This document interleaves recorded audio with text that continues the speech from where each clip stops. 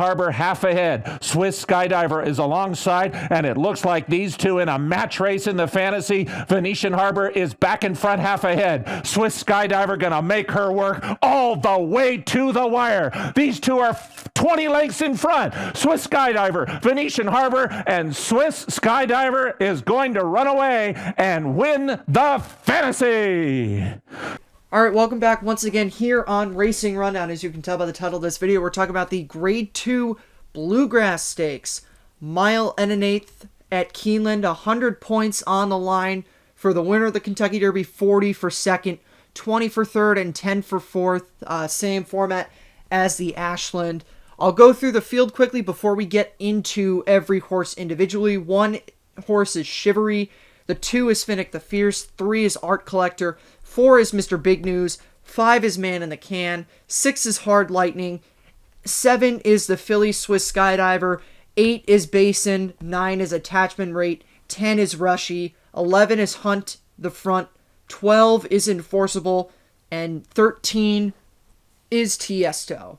One thing I do just quickly want to mention before we get into talking about the horses, we don't really put too much into weight on this show. Handicaps are kind of a dying thing in the industry, but it is worth mentioning the Philly Swiss Skydiver does get a 5-pound weight break. All the colts carry 123. She carries 118. Did want to just quickly mention that if anyone cares about it. Now on to the horses. The first one we're going to get to is obviously the 1 Chivalry. The thing about him is he's one of the few horses on here that has shown, or in this race, that has shown speed in the past. So you can more than likely bet on him being up close to the lead. He has shown that he's been able to run some really nice races. Even though he is only a 3-time winner, he has been second 3 times and third another 2 times. And he's been running behind some really solid racehorses. In his most recent race at Gulfstream, he was beaten by Soli Volante. Everyone probably knows him from the Florida Derby that he ran. He ran basically an identical race to the race that Bodie Express ran, running second behind Maximum Security in the Florida Derby in 2019. And he's also run behind horses like Chance It and Mischievous Alex, who are stakes winners. So here's the thing about Chivalry. I think there's not really too much speed that's going to be signed on in this race. So that's a thing for me that I look at that and I would be very encouraged by that. He has shown to run really well in races. He's never been worse than 5th in his career. Even though he probably is going to go off on a bit of a longer price, considering that he hasn't had necessarily the winning success, but he does have a lot of success underneath. I would not toss him out in the beginning, and then the fact that there's not really too much speed in this race, definitely keep your eye on Chivalry, a horse that could run well. Maybe not necessarily win this race, but run well underneath. The 2 is Finnick the Fierce. Here's the thing that you can pretty much guarantee on with Finnick the Fierce. He's a deep closer. My co-host Eric is a really big fan of picking this horse underneath. You're definitely going to want to look for prices in this race. And when we get to Swiss Skydiver, I'll talk about it. Because Swiss Skydiver is going to take a lot of money. And these horses like Finnick the Fierce, and another horse that I'll get to in a few minutes, Mr. Big News, even you could throw Chivalry in this, even though he's not a deep closer. These deep closers that don't have that many wins on their resume are going to get overlooked a lot, and there are going to be some nice prices on them. Finnick the Fierce has run 2 consecutive really nice third-place efforts. He was third behind Nadal and King Guillermo in the Arkansas Derby division that he was in. That was the tougher of the 2 divisions, and he ran third in that. King Guillermo is the second best horse, in my opinion, and also in my co-host Eric's opinion, in this country. We can debate about that if you want, but the fact of the matter is he was third there. Prior to those 2 thirds, he won an allowance at Oaklawn Park. This is a horse that you can definitely bet on being very far back early and closing up late. He does not have a problem closing into slow paces. The 3 is Art Collector. He is going to be a very live horse in this race, and Art Collector is coming off of 2 really nice races in Allowance Company. This will be his first stakes start since he was a 2-year-old when he ran in the Dixiana Bourbon. That was on turf. But it is worth mentioning that he has finished first in 3 straight races, but was disqualified in a race that on his race chart, it's listed as him finishing 7th, but he won that race, was disqualified to 7th. He has beaten, most recently, last start out at Churchill on the 13th of June. He beat Shared Sense, who this afternoon, I'm recording this on the 8th of July, won the Indiana Derby. So he's beaten a nice stakes winner. Keep your eye out on him. He's won 3 consecutive races, although he was disqualified in him. His 7th in the Dixiana Bourbon, I don't really consider that because that was on grass. And then his 6th in his first start on the dirt, was which was an allowance at Churchill on the 9th of November. That was his first start on a new surface. I don't really put too much into that. 3 straight wins, including winning coming off of a 6-month layoff. So a lot to like about Art Collector. He's definitely going to be one you want to consider.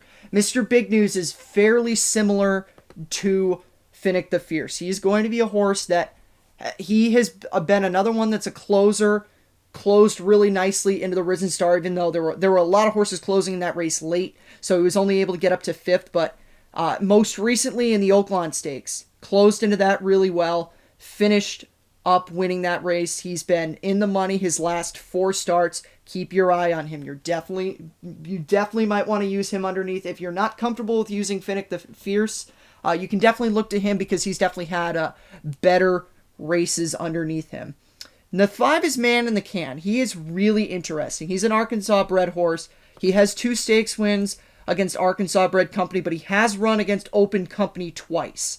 He broke his maiden at Remington Park, and then most recently on the 12th of June at Churchill, he ran an allowance race where he beat several horses that have run well in stakes races recently. The 2nd place horse in that race was Dean Martini, who won the Ohio Derby. Earner and Extraordinary were both horses that were finishing up the track in the Indiana Derby today. Earner was 4th, Extraordinary was farther behind.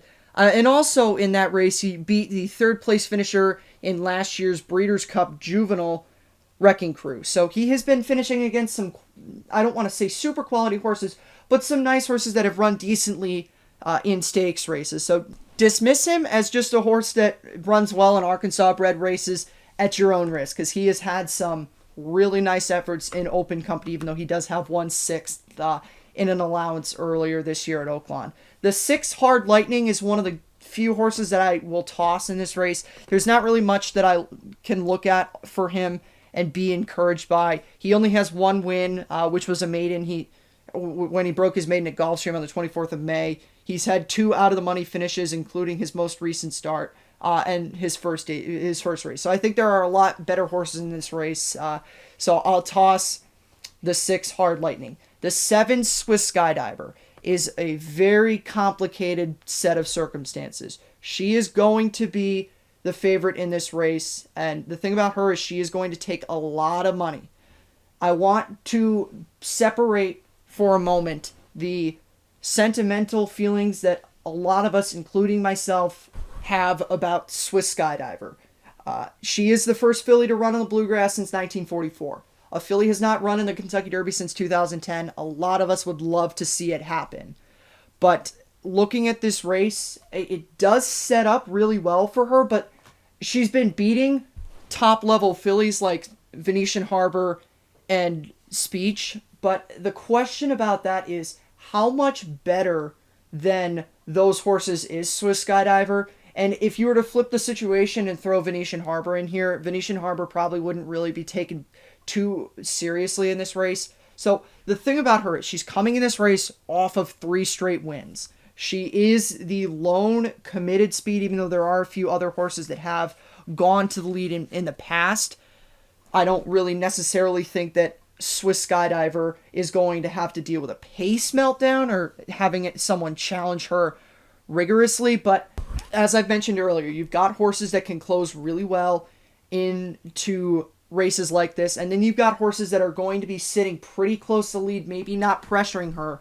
A couple horses, Basin and Rushy, that we'll get to in a few minutes, that even though they might not be pressuring her, they will be in a prime position to contend with her at the top of the stretch. So I don't think that this is going to be very easy for Swiss Skydiver at all. I applaud the connections and Kenny McPeak, our friend, for taking the shot here with Swiss Skydiver, but I don't know with her. She's going to take a lot of money, and because of that, I can't go with her in this spot. I mentioned Basin. I'll get into him right now. He has run this year some really solid races. You go back to his 2-year-old year, he won 2 of 3, was second in another one, won the Hopeful, came back in the Rebel Stakes, and in a race where Nadal freaked and basically took out everyone else that was within 3 or 4 lengths of him with how fast he went in that race. He finished third. The only other horse that beat him was an extreme outsider long shot that came up and got second because every other horse was eviscerated by that pace that Nadal set. He came back. The Oaklawn Stakes was his second off a layoff. It wasn't great, but most recently the Arkansas Derby, second behind Charlatan. There's some speculation about whether or not Charlatan was clean in that race.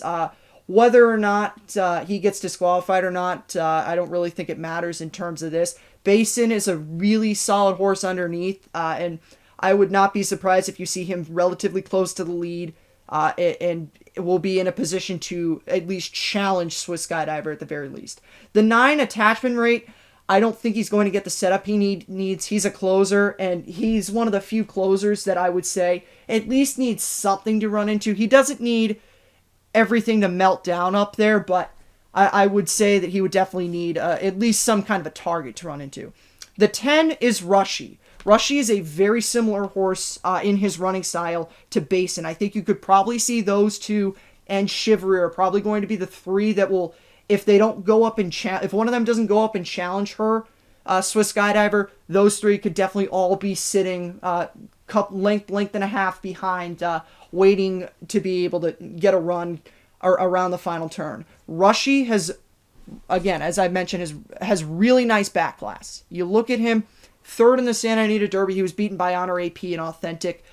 He is the horse who finished second when Charlatan freaked in his second career race, and he won an allowance race on Arkansas Derby Day where he beat a really nice horse, Candy Tycoon, in the process. So Rushy is a horse that you definitely do not want to dismiss. He is a solid underneath type that you definitely want to take seriously. He's probably going to be in a really good position when he turns for home. My co-host Eric picked him, so he is definitely one you got to watch out for. The 11, Hunt for the Front, I will very, very quickly say I don't really put much into him. He's only won 1 career race, and it's not like, if you look at it's not like a case with Speech with I talked about her in the preview of the Ashland where she was running behind some really nice horses. He's not really done that. It doesn't really have any back class for him. Just 1 win in 7 starts. His last race was a 7th. I'll toss him here. I'll let him beat me. I don't think he will, though. The 12 is Enforceable. This is a horse that a lot of people are going to forget about.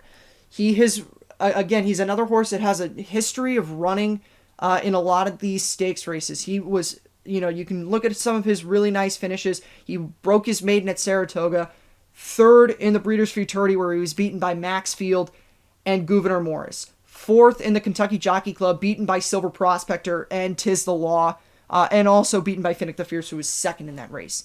Won the Lecomte coming from very far back, closing into a very slow pace. Risen Star was beaten by Mr. Monomoy, who was on the lead the entire time, and again, he closed into a really soft pace. The Louisiana Derby was fairly similar to that, but the front end of that race was merry-go-round. Wells Bayou and New York Traffic were in the exact same place the entire time, so those horses coming from the back, like your Major Feds and your Enforceables, didn't really have, it's not like that they didn't have a pace to run into, because that doesn't necessarily hinder Enforceable. It's just the fact that the horses on the front didn't back up. And that could definitely be a problem for him in this, which is usually a problem a lot of times when closers have to run down a horse that's been on the lead the entire time that isn't backing up. But dismiss him at your own risk, because he has been, over the course of his career, really, really good performances underneath. Third in the Breeders' Futurity, fourth in the Kentucky Jockey Club. That was a weird race, with Tis the Law not having the best of trips, and a lot of things happen in that make that race a very curious one that I often overlook when I look back at it. Then he won the Lecomte, great second in the Risen Star, and I don't really put too much into that 5th place in the Louisiana Derby. The final horse is Tiesto. The difference with him and the other two horses that I would say are really close to tosses for me is he has been running in the stakes level, but he has not won since September of last year. And I don't really think that these are the kind of horses that I would be comfortable with, seeing him run well against. I think that there's a lot of better horses in here, and so I'm not really going to put much into him running well. So that is all 13 horses in this field. I'm going to now give you my top 4 of this race, and I'm going to split a little bit from my co-host here, but I'm going to go with the same kind of horse. I'll take a shot with Basin here. He's going to, even though he's going to be one of the top 3 or 4 horses, he's going to be a nice price because he's going to get overlooked by a lot of people who are going to bet Swiss Skydiver. You can throw a horse like Brushy for second, say that those two are going to be there. You can keep Swiss Skydiver around and maybe say she'll run a second or a third. But, I will definitely say you want to look at these horses underneath. You want to look at the Finnick the Fierces. You want to look at the Mr. Big Newses, and you want to look at the Enforceables. So I will throw Basin on top to win. I will take a chance and say Chivalry is going to run a very similar race to the Florida Derby, put him second. I will adhere by the logic that I have used the past couple of weeks, that my co-host Eric uses a lot, where if I think that Rushy and Chivalry have the same chance of running second, I'll take the chance with the longer shot. Third, I will go with Finnick the Fierce to keep up the stretch of him running third in these graded stakes races. In fourth, I'll go with Enforceable. I will say that he will be one of those also that's coming late. Mr. Big News is probably also going to be coming late. Rushy's still going to be sticking around. There's going to be a lot of horses that are going to be coming late. There's a lot of ways you can go with it. That's just the way I see it. And just for good measure, I'll say Swiss Skydiver will stick around and run fifth. But there's so many different ways you can go. You can have completely different ways that I do. That's just the way I see it. Good luck to you if you play this race. Again, I would love to see Swiss Skydiver win for the story of it, but for me, she's going to be too heavy of a favorite, and I think a lot of the horses underneath her are going to have an equal, if not better, chance of winning. So I'll give the numbers for that one more time. 8, 1, 2, 12. And once again, thank you for stopping by. Good luck, and hopefully we'll see you next time. Have a good one.